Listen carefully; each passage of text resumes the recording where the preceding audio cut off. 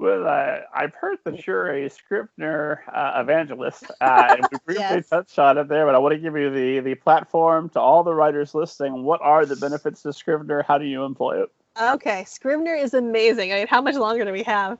Um, As long as you need. Go. Although we're going to talk ghosts, I haven't forgotten, esteemed audience. We'll get there. But Scrivener. Okay. So Scrivener, that's right, I forgot the ghost thing. I love Scrivener. I do call myself a Scrivener evangelist. I teach workshops on this. I've done a couple at SWWI conferences that have been like 2-hour workshops. I also taught one that was like a full day, 6-hour mega workshop, which was so much fun. I didn't start using Scrivener until like 2010, I think was the first time I used it. And I've been writing for a couple years before that, and it changed my life. I know that sounds dramatic, but it's so true. Between that and the beat sheets, it's been like absolutely life-changing.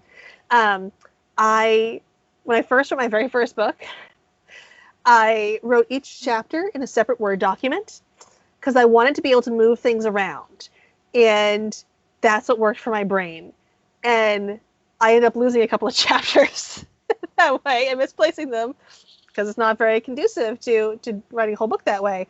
Scrivener lets you put each chapter in its own little scrivening, is what they're called, little text files within this whole Scrivener document. You can move them around, you can drag and drop. You can much more easily see the whole scope of what you're working on from like a 50,000-foot view. Whereas in Word, like, it's so difficult because if you got like a 300-page Word document, you're scrolling for days to figure out where, like, oh, where did this part reappear and all of that. It can be really difficult. And Word is great. It has its uses, plenty of good uses, but Scrivener allows you to see this 50,000-foot view. That's one of the many benefits. I know a lot of people will open it up and be like, oh my God, this is too much, and close it immediately. Totally understand. If you're not technologically inclined, it can seem totally overwhelming at first. But it seems overwhelming because it has so many features.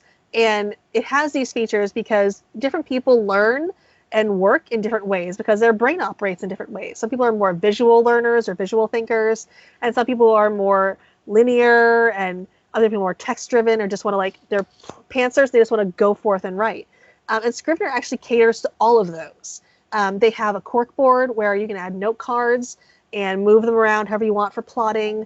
They then also have an outliner section where if you're more of a plotter like I am, you can put in your outline and see how that fits together and move that around too. And if you're a pantser and you just want to go forth and write, they have just the writing document section too. And the cool thing is all of those things feed into each other. So if you are doing things on your note cards, that automatically feeds into that outline and into the document portion as well. And so it's all connected.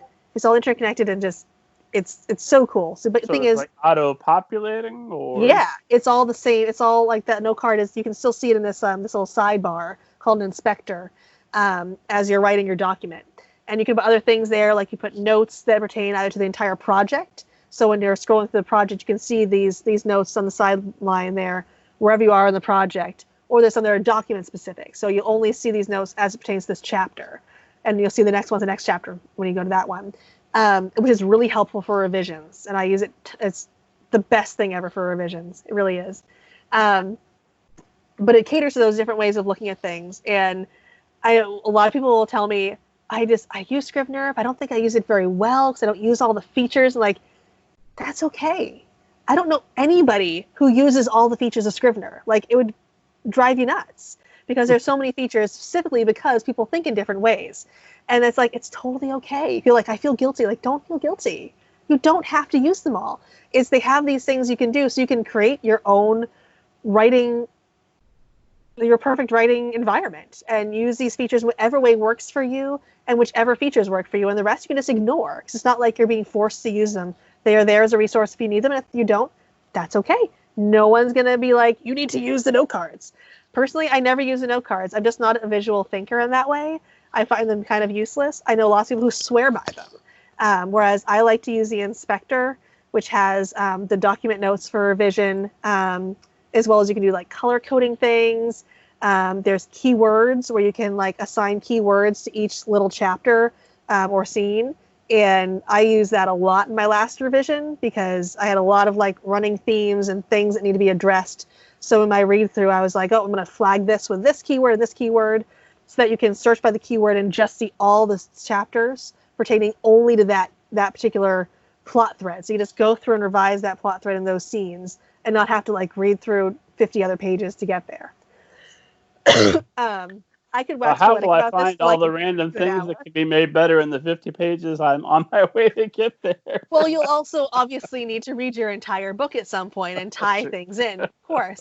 But if you're like, what I was doing was I was reading through and flagging things, and I was like, I should be working on this, adding this in here, and so I'm flagging this as, you know, this Romeo and Juliet theme or something, or the sister relationship theme that needs to be fixed here or teased out in different ways. And it can be really helpful. I love Scrivener. I swear by it. I have this like 20-page document of walkthroughs and stuff for my workshop, and like it's great. If the audience, if anybody sees me on Twitter or Facebook, feel free to ask me a Scrivener question. I'm happy to help. I'll give you advice if I can. It's so great. It's just, I love it. It's been this immensely helpful for me in figuring out how to write faster and in a more organized fashion. Whereas I was not remotely organized before, and I did not write very fast.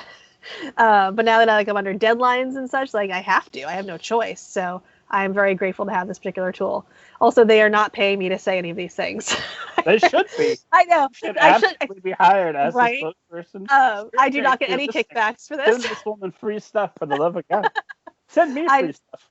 Right. I love the software. I'm happy to help, and like if anybody has any questions, reach out on Twitter or Facebook or whatever, and I'm happy to give you tips.